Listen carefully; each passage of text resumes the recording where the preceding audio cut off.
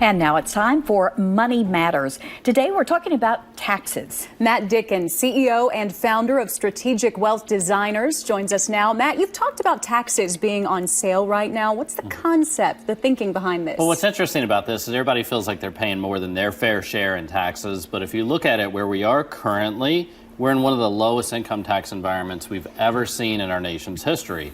I don't think they're going to stay there, so we really recommend that individuals take advantage of this unique opportunity we have right now, maybe reposition where they're investing money or reposition where they have some of their assets currently. So if taxes are on sale right now, as you say, what are some of the things people should be doing to take advantage of that lower tax rate? Well, we're a big fan of individuals growing their money tax-free. So especially when it comes to retirement planning, I think you can make a pretty strong argument that tax rates will probably be higher in the future than what we're seeing right now. And if you wait until taxes go higher, at that point, there's little to nothing you can do about it. So growing money tax-free and maybe a Roth IRA if you qualify for that.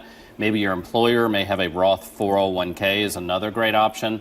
If you don't have those available to you, then certain municipal bonds may be available or certain insurance strategies. But you really want to start to shift and make sure you don't have too much money in taxable and tax-deferred accounts because, like I said, there's a strong likelihood taxes could go higher in the future. All right, let's talk about timelines. When do you see the rates going back up? And then for each bracket, how much are we talking? Well, not to get political, but it kind of depends on what happens in Washington, right? So it kind of ebbs and flows depending on which political party is in power. There's been some experts, though, regardless of which side of the aisle that you're on, have said that tax rates need to as much as double in order for us to meet all the promises we have with Social Security, Medicare, and Medicaid. We've seen recently in the news additional issues with Social Security. So the revenue is going to need to come from somewhere, and what the government has historically done is just increase taxes to pay for that. But as you see that possibly happening, would it be something like interest rates where they could be potentially raised in different tiers?